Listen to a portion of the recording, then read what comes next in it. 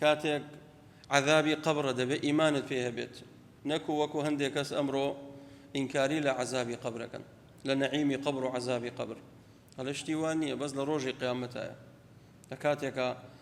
ببلغي آيات وببلغي فرمودا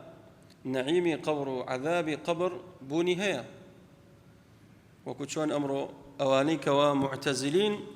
يعني عقلان يكان دلين عذابي قبر نية نعيمي قبر نية خوي تعالى باسي فرعون كات تفرمي النار يعرضون عليها غدوا وعشيا ويوم القيامة أدخلوا آل فرعون أشد العذاب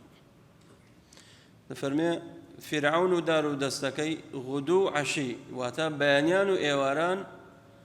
سزاء أدرين عذاب ينبوهي أما لكوي لبرزخة واتا لنو قبر أي لروج قيامة ويوم القيامة أدخلوا آل فرعون أشد العذاب ولنذيقنهم من العذاب الأكبر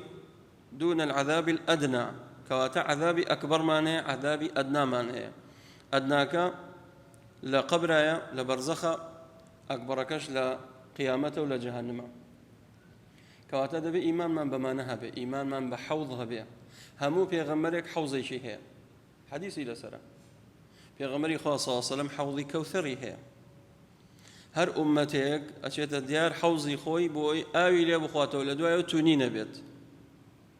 بيغمري خاصة صلى الله عليه وسلم بدستي مبارك خوي أو توزيعك بسر أمتك